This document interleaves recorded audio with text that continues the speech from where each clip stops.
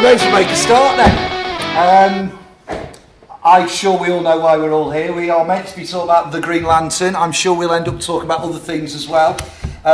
So first of all, I'd like to thank Liam for coming all the way from America, especially for this. And I'd like to raise my glass because a little birdie, I think it was Twitter, told me it was your birthday the other day. So happy birthday, Mr. Sharp. This is sort of crazily appropriate, isn't it? So heaven's light, our guide. It should be Green Lantern's light, our guide. But yeah, very low. Can you hear us all right? I know you're not going to have any problem hearing it. You can always come forward, can't you, if you can't hear. I want to sort of take you back a little bit to what I'm calling your renaissance back into comics again. And although I'm sure we will pick up on Wonder Woman and The Brave and the Bold, I want to leave something for Joel to talk to you about tomorrow. Right. So, you know, what was it firstly like, not only getting back into comics in such a way, but being so welcome by the fan community, both young and old? Well, I never really went away, but I was doing stuff that had much smaller readership, and also I was in California doing co-founding Madefire, which was a digital story platform. If you've ever come across it, I spent something like, I think it was about 4.5 years all in doing that, and I didn't realise that it was possible to get constipated by not drawing. I really needed to draw badly, you know, it was really backing up. And so it's funny that when I realised that, and I'd sort of, you know, Madefire's kind of powdered the baby's bottom, and it was ready to go out into the world and grow up and see if it could get on out there without me, which it didn't need me anymore. I didn't know what I was going to do. I knew I wanted to draw again, but I didn't know what. So how did it all happen? It's weird how things happen. It was Thanksgiving, and this is a thing they do in America. They'll get to, it's like their Christmas in a way. And a bunch of us got together, and some of them are mutual friends from the industry, and I heard that another big name artist had turned down Wonder Woman, and I didn't instantly think that night that I could do it, but it must have landed in my head a little bit. And I got home that night, and on my desktop of my computer, just when I was putting it to sleep, was a Red Sonja piece I'd done several years earlier, which was really sort of mythic, but very detailed Barry Windsor Smith type thing with like a statue of death covered in vines, and I looked at it and I just thought, bloody hell, you could do Wonder Woman like that. And then I couldn't stop thinking about it, and I don't normally dream about superheroes. I wish I did, because they're quite good fun. But that night I did. I had this almighty Wonder Woman dream, and I woke up like, oh my God, you could do Wonder Woman like that. And I sent that image to Jim Lee and said, hey Jim, you could do Wonder Woman like this. And he said, yeah, you could. Have you ever done it? A Wonder Woman piece? I said, nope, but I'll spend the next 2 days doing it. So I really sort of researched, actually Diana's namesake, the goddess Diana, and did this sort of triptych, which ended up in the Love is Love book. And it was, I put like the moon in there, and I found out that there was like because as Olly knows, I'm a big fan of mythology and everything. So I put familiars of like a deer in and a boar, and I put a boar kind of symbolism in her armour, and I just loaded it full of stuff, and then sort of sent it to Jim and told him all the points, and he really got it off on the thought behind it and the depth and the sort of world building, I guess, even though it's just one page. And really what it was Jim just went to bat for me. He just said, yeah, we've got to have you doing this. And I know about 4 or 5 months later, it all came true. And it was a perfect fit. When I saw that first cover reveal, out of all of the Rebirth titles, that was one that really captured my attention. Oh my God! That was standing on the panel of the Rebirth day. I don't know if any of you saw it, but they kind of streamed it live. It was a crazy thing because it was a massive announcement. But I was standing because I'd been sort of a bit in the background for a long time, And I was standing behind the panel, and there's Jimmy Palmiotti, and there's all these big stars waiting to go out on the stage. There's Jim Lee and loads of people from actually my old days, early 90s, big stars, and they're all going on one by one and talking about what they're doing. And I was the last one. I was standing behind the panel and thinking, they're going to call my name. No one's going to know who I am. This is going to be tumbleweed. But thankfully, that one picture went up, and there was this kind of, ooh. It was a really audible. I was like, oh, thank God, it's going to be all right. It's going to be all right.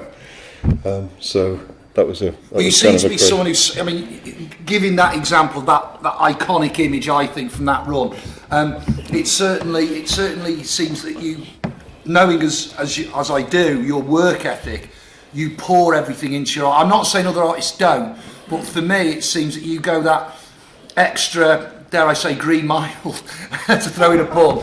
And we'll come to sort of all the influences on that in Wonder Woman, certainly in The Brave and the Bold, with adding in paintings in the background and the kind of depth you looked at with the Irish mythology and all the stuff you're putting into the Green Lantern, but not to the detriment of your particular style and your artwork. And I think it's making it stronger and stronger and stronger, issue by issue by issue. And I think you're aware of that as well.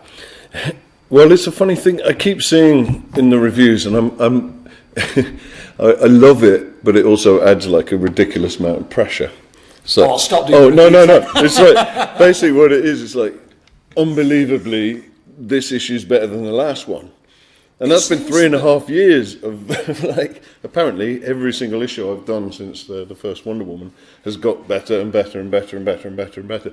I don't think it has. I like issue 2, 4, the Nicholas Scott ones. But what I think, what I think's happened is that because my style's quite old-fashioned and there's not been anything like it for a long time, not really, it seems fresh. And I think actually what it is people are just getting used to it again, and finding it familiar. And so when they see the next issue, they're appreciating the effort. And they're, it's the same with everything. We sort of all are part of learning together, I think, and appreciating, everything together. So I remember like the first time I read Electro Assassin, the first issue, I'd never seen anything like it. And it took me a little while, it took me a beat to really sort of figure it out. And it was about 3 issues in before the light bulb went on. And then ever after that, Bill Sienkiewicz has been like an absolute genius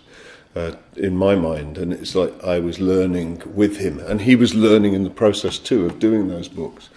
And I feel like, me and the audience and the people who are reading the book are learning with me, and we're all growing together into this, which is our run. The people who are just coming on board, and some of the people who've been around for a long time. I think some of the older fans they get it because they see all the very early references, but I think the younger fans are on a journey of learning with the rest of us. Yeah, I mean, with the Green Lantern, it seems that there's almost, because each issue almost seems to be a different kind of story from the last, and certainly still keeps that police procedural in the background. I think to me, it seems to be almost a different influence depending on what the kind of story is that you're telling. Yeah, and, it is. And that only adds further strength, the more interactivity between the reader and the artist.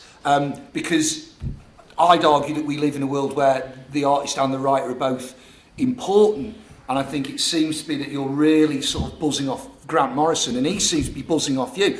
How does that partnership work? I think it's just it's semi-telepathic now. It's he writes very specifically for me now, which is lovely. I've got his trust. He knows that. He knows I'm an old fart like he is, and I've been around for a long time, so he can throw pretty much anything at me, and I usually get the references. But I think, sometimes the right person for the right book comes along at the right time, and oddly, I was just the right person for this book. He said to me that he wouldn't have done it if I wasn't drawing it, which is high praise. I don't know if it's entirely true. But I have no reason to doubt Grant at all. But that's just me, just sort of, yeah. But were you ever a Green Lantern fan? Because we grew up in that sort of era where you had Dave Gibbons and that sort of draftsmanship style he brought to Yeah, those Dave. covers. The ones that I've memorised in here, and I wonder whether you picked up those issues back in the 80s, you know, when we were about 3 or 4? Yeah, well, I go back to the Neil Adams, Denny O'Neil run as well with the Green Arrow. That stuff was incredible. I think the 3 key artists that have influenced what I've doing. I love Ivan Rice, by the way. He's absolutely astonishing. But I can't look at that stuff without feeling overwhelmed and intimidated because of this, the amount of figure work that he. People say I'm detailed. My God. Yeah, you only got to look at the hair of one of his people. It's amazing. But I didn't want it to. I mean, there's no. If I'd have tried to do something that was like the last 20 years, it would have been. I could have been in danger of just doing something that kind of was trying too hard to be the same, and so I needed to step back and rethink it all. And I went to the 3 main guys I think of for the Green Lantern, and that's Neil Adams, Gil Kane, and Dave Gibbons. So they probably inform the way I draw Hal more than anybody else. Yeah. And how, I mean, you mentioned that Grant Morrison had you and you specifically in mind. Was it one of those things that he approached you about? You were aware that you were coming to the end of your run on Wonder Woman. Of course, you had that lovely series, The Brave and the Bold. Was that already on the cards, or was that something that came back as you were writing and drawing The Brave and the Bold? I think, I don't know, I think, I'm starting to think there's more to Grant's chaos magic than perhaps I would like to give it credit for, Being, it felt like the universe willed it into being. There was too many weird things that happened that just, like, we kept bumping into each other in random spots, I did a podcast about Wonder Woman, and ended up talking about a book that I'd written called Paradise Rex Press, and the people who were interviewing me said, has Grant Morrison read that? It sounds like something he would really love. And I said, actually, with Grant, every time I meet him, I get completely tongue-tied because I'm a fan. I never know what to say to him, and I kind of shuffle away, embarrassed, and then kick myself later for not having had a better conversation. And they were saying, "Oh no, he's lovely. You should talk to him." And literally 2 weeks later, I was coming out of a hotel in San Diego, just at the end of the night, and Grant's coming the other way. And he just went, "Liam!" He gave me this massive hug, and I was like, "Oh my God, this is really weird." And I was like, "Oh, Grant, how are you, mate?" And then, right after that, then he read Paradise Rex, and he absolutely loved it. And then we bumped into each other at the Wonder Woman premiere, and we just, we were talking away, and before we knew it, they were tearing down everything around us, and we were the last 2 there. And we started talking about doing like a creator-owned book, because I'd said, oddly, I actually said, I've got this idea about Batman going to an alien planet and solving a mystery on a planet where there's no crime. There's never been, and there's been a murder, and they need a detective, so they come and get Batman that would have the Green Lantern in it. Actually ended up, of course, being Brave and the Bold. Yeah. And Grant's like, no, I'm not going to do anything. I'm not going to do any more mainstream stuff. We'll do something creator-owned together. And we started throwing ideas around for that. But he was definitely never doing another mainstream series again, ongoing series again. And then Dan, I finished The Brave and the Bold. And Dan said, I actually pitched a Warlord series. And Dan said, yeah, it'd be great, but we need you to do Hawkman. I was like, Hawkman? Okay, I'll think about that.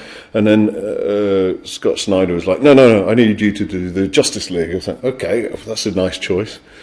And then literally almost the next day, Dan phones up and says, this is really left field and you're not going to believe it, but how do you fancy doing the Green Lantern with Grant Morrison? I was like, what, Grant? He said, yeah, well, we went for a meal and I pitched the Green Lantern. And he said, no, there's no way I'm going to do it. No way, I'm never doing another mainstream ongoing series. But if you're going to do the Green Lantern, you should do this. And then he proceeded to talk himself into it for the next half hour. Had you even thought at that point about what your next project was going to be, or were there certain characters that you would love to have done. Like you said, people seem to be coming at you from all angles. Do Justice League, do a Hawkman, and Brian Hitch is killing it on that. Yeah. And of course, Jorge Jimenez on Justice League are amazing. I know you've done some work on Justice League as well. Any of them would have been fun.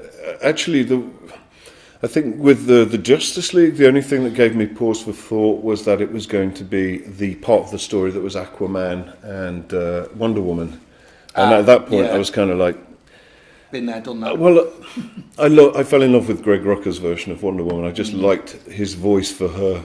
I liked who she was. And so when I wrote The Brave and the Bold, I did everything I could to be true to the version that we sort of co-created together, and with Nicola as well. Because that's just that's just the voice I have in my head. And a lot of other writers write very different versions.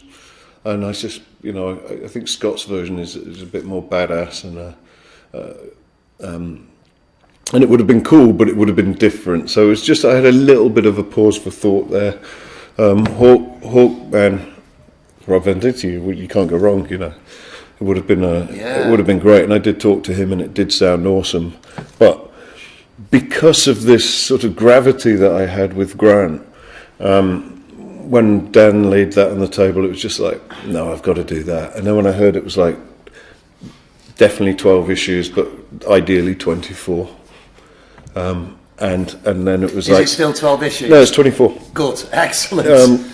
And it was, and it was then a case of like, okay, I'm doing it, but no one else is doing it. And Dan tried to pull it forward, and I was like, no, you've got to keep it back, because I'm doing all the issues. I don't want fill-ins. I don't want, And it wasn't that I don't know about how you lot feel, but for me, when I really care about a book, it's really frustrating, and it's not anything to do with the artists that are brought in to do fill-ins.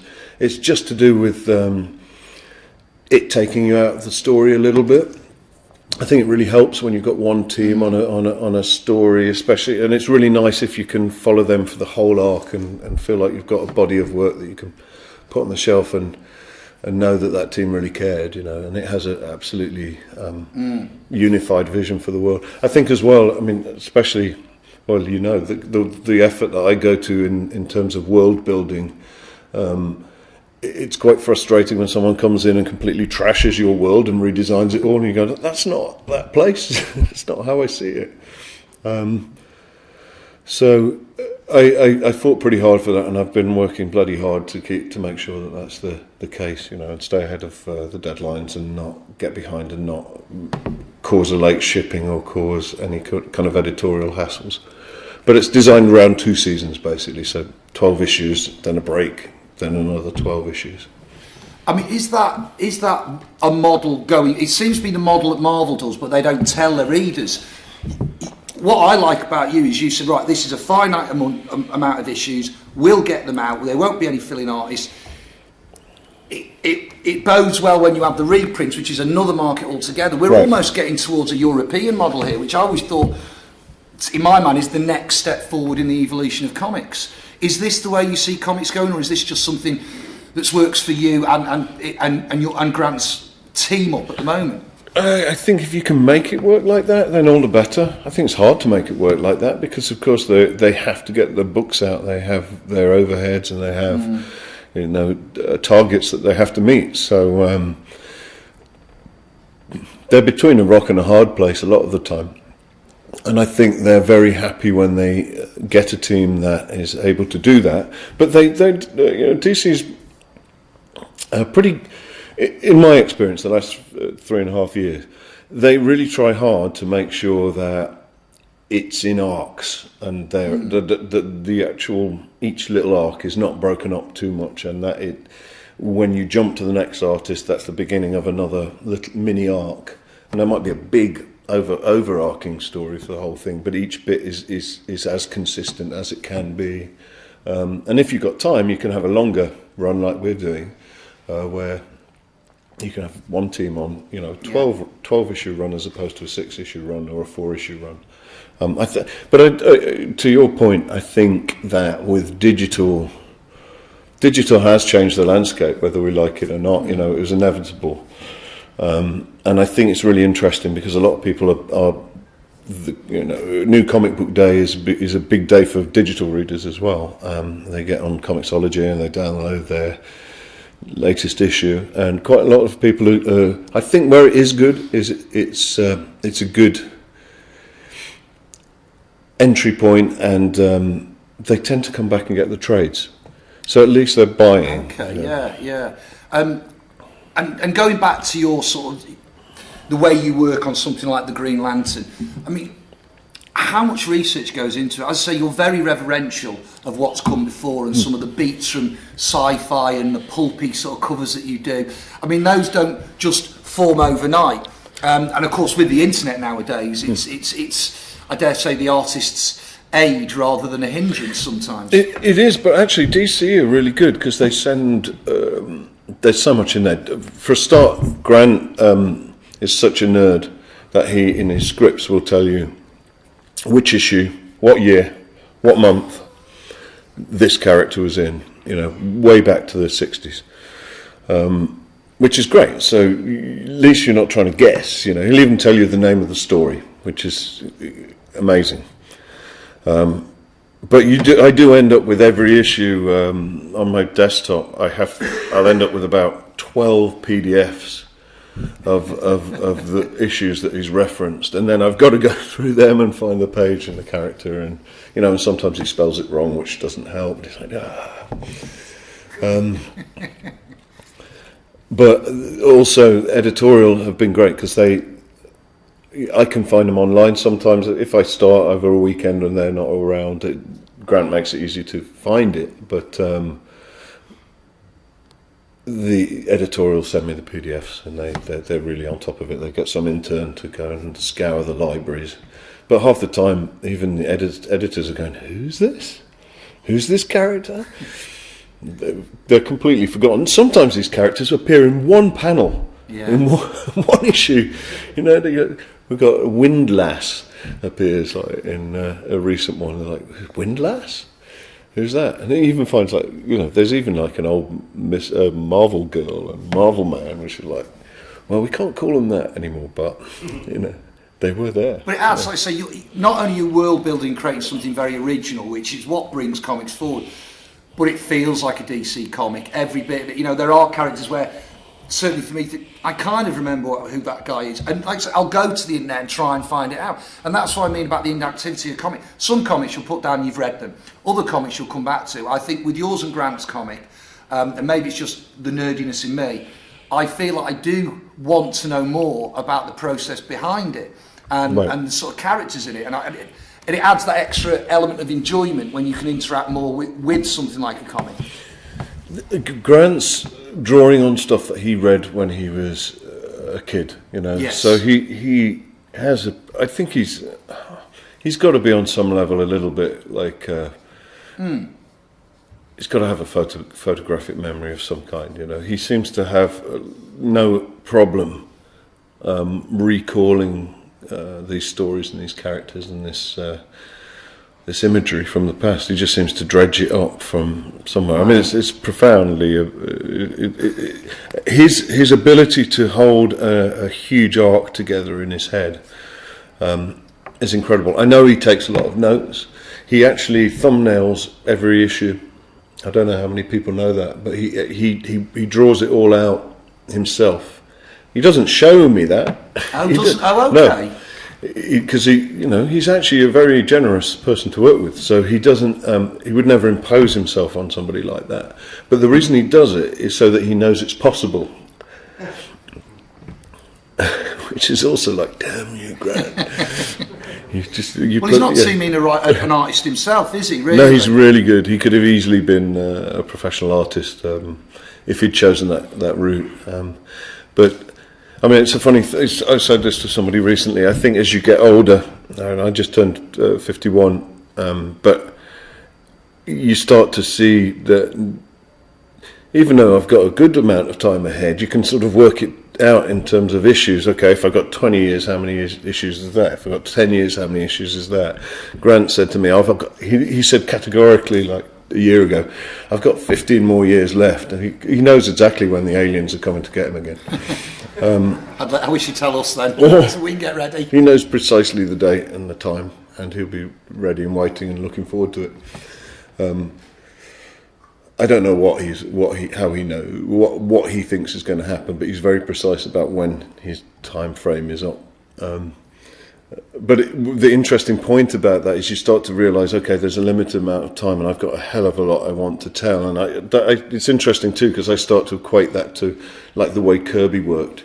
It was like he just speeded up and up and up and up. And I remember when this is a complete. I'm digressing completely. That's what the best panel's all about, I think. Really. But like with Kirby. When I was younger, I thought, this drawing is crazy, I don't get it. I wanted like Buscema type, really beautifully rendered anatomy and everything, and Kirby just seemed to throw everything to the wind. But now when I look at Kirby, it just makes me smile, it brings me joy, because what I'm seeing is a guy who's so determined to tell these stories that he's running 100 miles an hour, and it's always full of energy, it's always full of joy, and it's always completely recognisably his. But I get it as well. I think there's a point where it's like, I have these stories, I need to tell them. And I think with Grant, he had so much in his head as a writer that he made the right decision. He should be writing. He needed to be sharing that with us. And that's why his stories are so hyper compressed, because he has so many stories to tell, He, in every issue, sometimes you'll have a page with one little reference that is dealt with in maybe 2 panels that other writers had used 3 or 4 issues to tell a whole story, And I like both. I like hyper-compressed storytelling, and I like it when there's a lot of exposition. I don't have a favourite. I like it both. I like The Ultimates for me was a very slow reveal with Mark Millar and Brian Hitch on that thing. It was but one of the best comics I've ever read for me. But at the same time, Grant also is one of the best writers I've ever read, and he does the exact opposite. It always frustrates me when people start getting grumpy about, it should be this, it should be this. There's no should be, it can be whatever it wants to be, it's just whatever's your taste. He certainly seems to squeeze quite a lot into every issue of the Green Lantern. Sometimes I'm surprised in 22 pages how much he's put in. Surely that must make you have to work harder, doesn't it? Is this one of the comic books where you probably had to work harder than maybe on another comic book? Let's use Brave and Bold, for example. Have you seen these eyes? Piss holes in the snow. What's an average day for you then on the Green Lantern? Because obviously I follow, I dare say a lot of people do, and it's almost with great pride and relief you say, right, I've finished that issue, and it is great pride and relief. You've got it onto deadline, which is something a lot of artists can't do, for whatever reasons. But as I say, what you've got here is, are you aware that this could possibly be looked back in time as one of those seminal runs in Green Lantern, just like, Green Lantern hitting the road with Green Arrow and having those magic mushrooms was for me as a kid. I didn't even know what that was about. I think anything with Grant is likely to be remembered as seminal. So it's less about what I bring to the table and more about just a duty of care to the title because Grant's writing it and because it's the Green Lantern, I think you're being modest there. And it's not for me to say. No, I know. I'll say it for you then. But I think a great run, we're talking about comics, we're talking about a visual medium, and I think what makes great runs, it's not just a great story, it has to be the great arc. And because you're so in simpatico with each other, like you said, almost telepathic, that's what I think makes a great comic. You can feel the enthusiasm from both you and Grant fizzing off the page. I think I have to. I mean, normally when the issues come out, I look at it and all I ever see is the flaws. The one exception is I finally got to see the printed issue of issue 7. I don't know if anyone's seen that. That's just come out this week, hasn't it? Yeah. I only saw it today.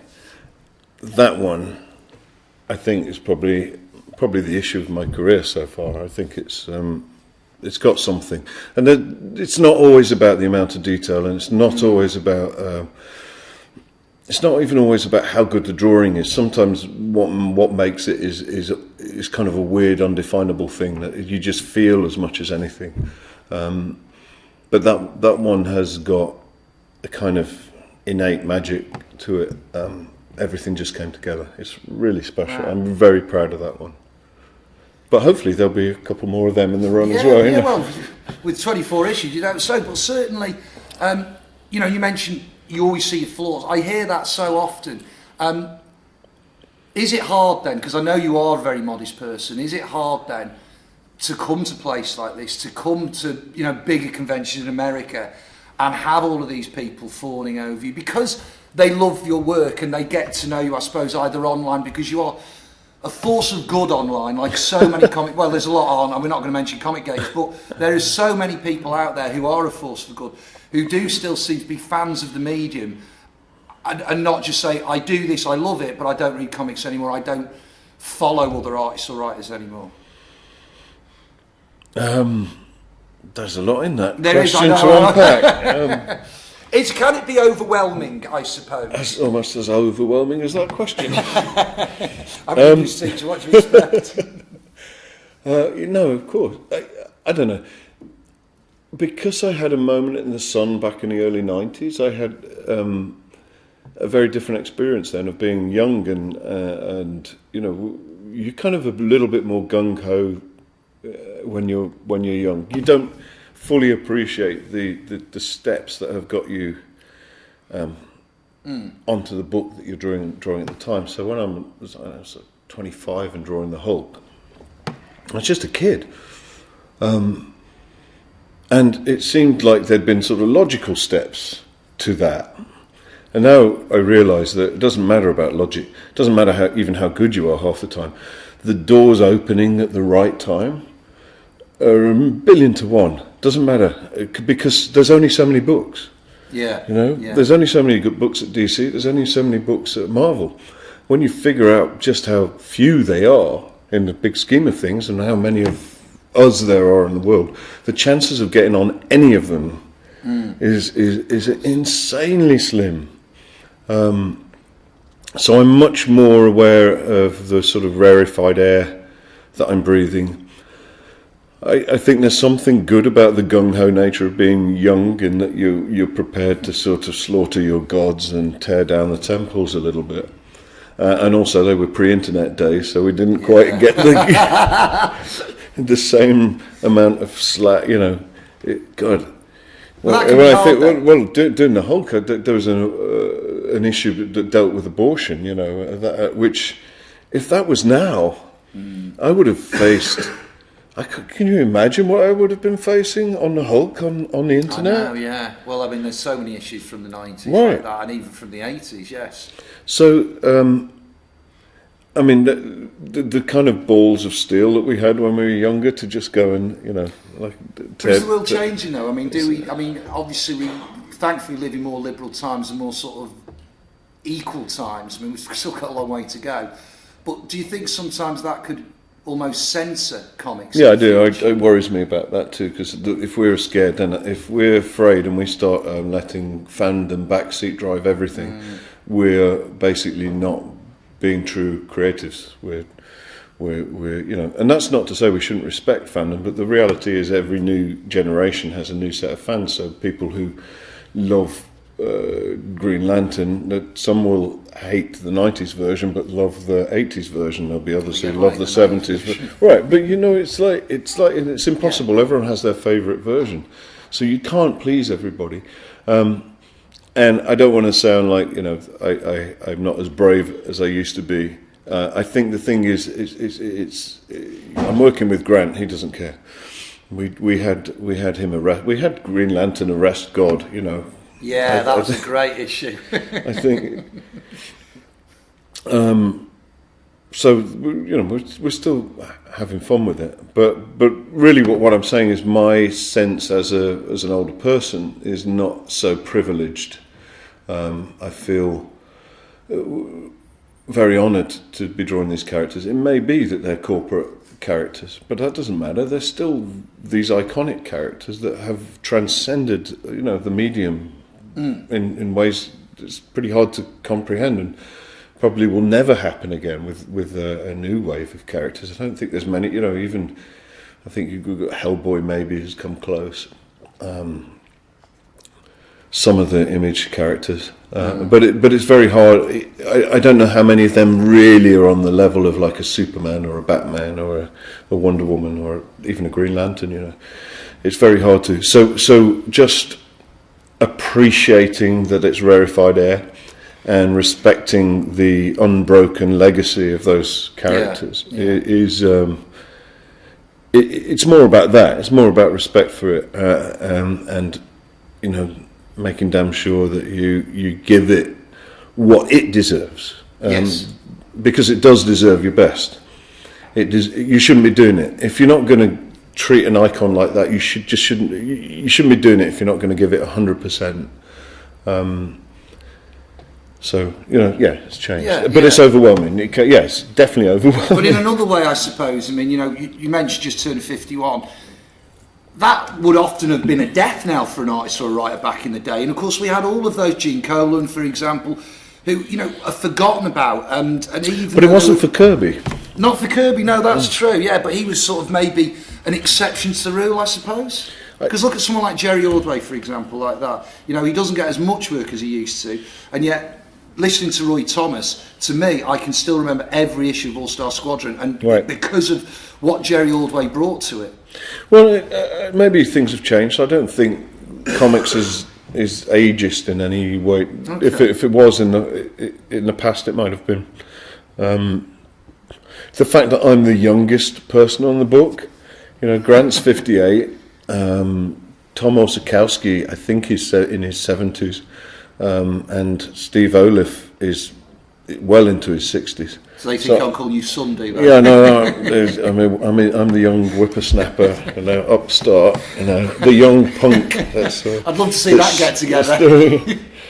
They're great. They're all so young at heart. You know. Yeah. Grant, you'd never imagine. Well, he's again, it's like chaos magic. I think he looks about 42.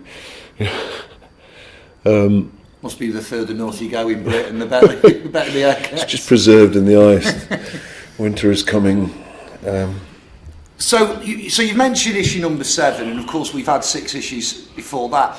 Are there any standout moments in terms of the script? I don't, you know, I mean that God one was great because it was a great red herring. It really was. And if anyone hasn't read it, I'm not going to spoil it for them. They should go and read it. But you know, even in, as I say, just 7 issues, and each one's been a cracker in their own way. But which ones you've actually enjoyed when you've maybe sat back and read it back to yourself? They all make me laugh. Pretty much every single issue's got a funny line in it somewhere. But I think 3 was the most Python-esque. You know, it's like when you've got Hal going, "Come on, he looks like this," and even the kind of evil villains just goes, "So?"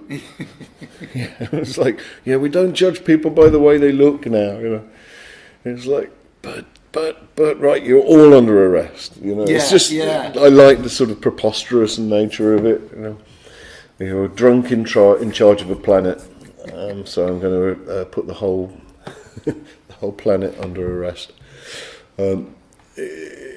It's lovely because he's got a great balance between somehow making this police procedural completely preposterous. People say weird. I think weird in the sense of like it's like classic weird fiction, but also very, very funny, and then suddenly kind of shocking. And if you can pull off shocking and moving in that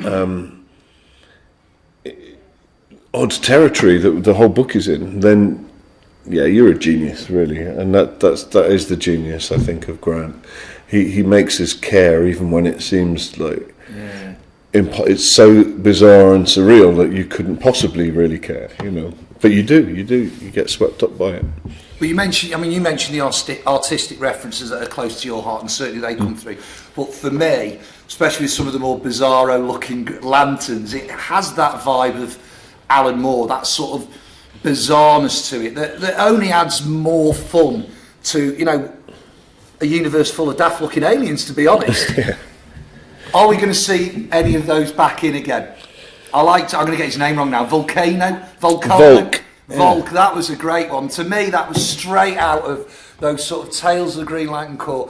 Those 8 pages. Well, it was. Kev O'Neill. Yeah. So, Kev O'Neill drew him before. We do have sort of, we kind of want to make sense of it, oddly. Yeah. And a lot of the science behind it is true. It's as researched and state-of-the-art as you can get. So Grant's reading everything. But even like with Volk, we're like, how does he talk? Okay, he's got to be like a magma being inside there, and the costume just keeps him together. And he must have like crystal vocal cords that work when the magma pops out of it, which is why he has that kind of way of talking, and even down to and the fact that his face, the cloud above him has got a little bit of a face in it. Yeah. That really funny big long mouth and everything. And Grant's like, oh, can you imagine the concentration it takes to keep that face on the cloud? And I'm like, how does that even work? I'll roll with it. Well, it's suspension of disbelief, right. Isn't it? You've got but the fact that that's where Grant's brain goes with it, can you imagine the concentration? But even then, when he's in space, it's like there's no gravity, so it goes to a perfect sphere. And whether that's accurate or not, it doesn't really matter. It's fun. It's fun to think about. Is he then? I know it's 2:15. I'm going to open it up to questions from the floor in a moment. So this will be my last question for now, unless there's no questions from the floor. Is he? I just popped into my head as we were talking about all these. Is he kind of trying to do what he did with Batman? Make sense of all of. I mean, obviously, the Silver Age Green Lantern that we're dealing with here has got a shorter history, but my goodness, it's still convoluted. And maybe that's at the back of it as well, creating a comprehensive Green Lantern that anyone can get into on the ground floor. Honestly, I think that even with Wonder Woman and the Rebirth thing, the whole idea of that, and I'm talking to Greg about that, the idea was it was a consolidation of everything that had come before. And to make sense of it and to pay homage to it and to be, reverential to it, without being completely strapped to it, of course, because that's impossible. I think you can absolutely apply that thought process to what we're doing with the Green Lantern, in that it's a consolidation of, as much of the history of it as we can. And you see a little bit of that. I mean, even going back to Ran and everything, we were really determined that it would feel like an Atom Age story. Actually, there's been such a kind of passage of time that when you make something look like it's from that period in sort of Art Nouveau and it's Art Deco, really, it feels alien now because it's been long enough. Yeah. So it's nice to put them back in those original costumes, even like Alana. The costume's is an old costume that I found in one of the very earliest books, and Steve Olive coloured her in the same colours too. So there's all the way through. They've all appeared somewhere, and we've tried to sort of go right back to the early ones, like the slavers. Those guys, I've stuck extra joints in their legs, but they did wear those stupid shorts and the caps and weird, have big eyes. They all seem to have bug eyes with a single dot in, just the weirdest looking things. But that's what Grant has this lovely glee about that. When he looks back, he'd just be like, they're the weirdest looking things, Liam. Look at the original. It's just like it's the fucking weirdest looking thing. Do that. Do that. So, which is fine by me, because again, if you go back to those early references, the way they designed things and they thought about alien life was much more naive and all at once much weirder, and I think that's really refreshing, because I think there's been a tendency for the last probably 30 years to try and make aliens the bad guys just got bigger and bigger and bigger and more muscular and had more pads and more things stuck on them and smaller and smaller noses and bigger chins. It's like that's been a kind of tendency for everything to kind of go, and it's nice. It's nice going against that and facing the challenge. That was really Grant's direction. Was like, don't go that way. Yeah. Let's not do the big hyper steroid version. Let's go back to the weird, scary, very evocative, isn't it? It is very evocative. And I'd say it's evocative of a DC that has been before and a DC that kind of still exists now. Yeah. And also, I think, I totally personally made the same mistake. I was drawn more and more to bigger and bigger, more muscular, kind of crazily huge things in my past. So it's actually quite refreshing for me to almost play against type a little bit with some of these characters. Grant was like, he loved the sort of the vertical eye openings. He said, it's like they're animated, you could really see him moving with his eyes sort of closing like that. Trying to create expressions for an alien whose eyes open vertically is really weird, but you can do it. It's doable. Trying to test you, isn't it? I'm going to open it up to the audience because the last thing I said was a statement, not a question, so I got away with that. Any questions from the floor? I know Leonard's got one, so it's always nice to start off. I'm sure they'll be rolled in after this. Len? Well, it's about the last two projects. We're talking Brain Evolved and we're talking Green Lantern, which were two different approaches. You had the Brain Evolved, which you did the artwork, you did the script, it was something very much out of your brain, and it was a controlled effort by yourself. Right. And then you have the Green Lantern, where you are collaborating with Grant. Which do you feel more rewarded by? The one where you are in control of the entire project and you are pouring your heart and soul into the art and script, or kind of figuring out this script that's coming at you and kind of working out the puzzle that is Grant Morrison's script? I think the thing is I compartmentalize the two jobs. So if I'm writing, I try really hard not to write for me. I don't write for me, I really don't. The overall concept might be mine, but when I get my own scripts, I'll open them up and go, oh, you bastard, you're going to make me draw that. Who is this guy? Who does he think I am? Cars? You drew a bloody car. I don't want to draw the Batmobile. It's like... Horses? What? Right. I actually like drawing horses. I'm one of the few. I can draw them from my head. I really like drawing horses. So I really like writing scripts. I've been pitching a few. I'm hoping I've got some projects for other artists to draw with me writing, that excites the hell out of me. Brave and the Bold, of course. There's whole layers to that. The fact that it was 30 years in the making. I've wanted to do Irish mythology forever, and particularly Canunus isn't Irish; he's a Celtic god. But I've always loved Canunus as a character, and there was a point before I started doing Death's Head where I nearly went to Bournemouth Film School, and one of the things that I did was write a treatment for a short film, which was basically Merlin and Canunus. It was almost like a Seventh Seal type thing with them playing chess on the top of a mountain and talking about the fate of men. And I imagined it being very sort of Terry Gilliam with wind and yeah, of course. But since then I had this Canunus in my head as this character that I really, really wanted to see alive.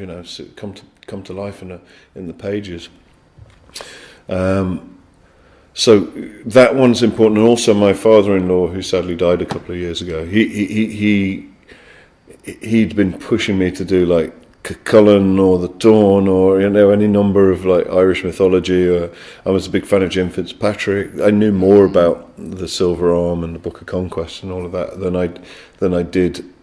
I know the Dawn. It's all about him being which part of Ireland you're from quite often. So he's got Cuchulainn was his man. So I still sort of feel like I owe him a Cuchulainn story. But is it being able to finally do something with the Irish myths in, and I changed the last of the Danann kings and made him Finn McCool essentially. The names are really close. So I was able to put him in and the giant references and the causeway and all of those kinds of things. So that aspect of it is like, that's really personal and makes it special. But I would say that much as that book means more to me than I can ever express, I can't say that the process of doing it is one's more rewarding than another. I think what's been incredibly rewarding with the Green Lantern is just how well it's gone across, given how evidently odd it is. I love that it's reached an audience, the audience it has. So that's really rewarding. I think more than anything, that when you get great rapport with your audience, that's where the real reward is, because then you feel like you've connected in some kind of way. There's a different level of feeling satisfied when you're working and just loving your job, and which is the bit also really important, because that's love. And if you don't do it with love, then you shouldn't be doing it. So you do it all equally with love, but the reward is measured, I think, by how well it connects with the people who like it. And certainly with the brave and the bold, what I felt, you not only you've given them a pantheon of gods they could exploit if they wanted to, but you've also added something to Gotham City as well, the Irish Quarter, which I didn't know existed, but I'd love to go for a pint there. And I do hope that these, like you say, this will be, I hope someone picks that up at some point in the future. Well, I did end it as book one, but I realised at the end of that, it's like, oh God, I've really created like so many potential stories out of the back. How do I?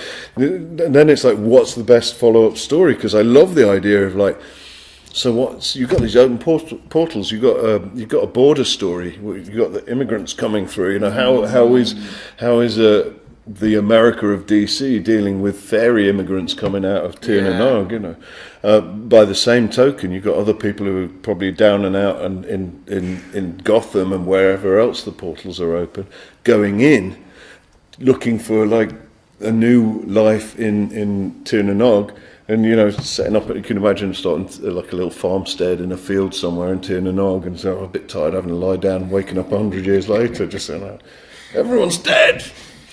Sounds like you've thought out books. Yes, well, it's just there's so many possibilities, and then they've been stuck in there for a long time. How do they reflect the whole germ thing? Is there going to be a massive epidemic and giants sort of collapsing in the street with the flu? And I suppose it's like Japan cut themselves off for 200 years, see a big boat coming, and then 20 years later all the samurais are gone.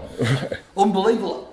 We've got time for a couple more questions. It's only 5 to, and as soon as every other panel went right up to the bone, let's try and get this one up to the bone as well. Any questions? Alex? When you were wanting to kind of get back into doing regular pages, was it always DC that you were drawn to, or was there ever any consideration to go to Marvel or doing your own thing? It was wide open, actually. A friend of mine who actually was a big collector of my art, he just said, when I said, I really wanted to get back into it, he said, just start drawing superheroes again. Go mainstream. Start posting them.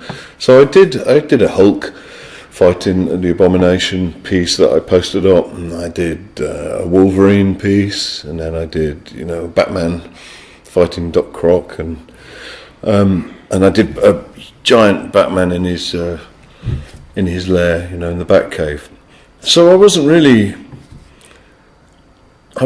aiming in. It was all very open, I didn't really have a. Sort of aiming for DC? No, not really. The comics that you grew up reading, or Well, kind of place your affinity to versus so going back to Marvel? when Wonder Woman happened, it actually the bit that I missed out right at the beginning of this was that it was taking so long for Wonder Woman to come through, and I kept thinking it was falling through, and I'd sort of go, oh, thanks, but it looks like it's over, and Jim would go, no, wait, it's fine, we're happening, and then I'd hear nothing again for a long time.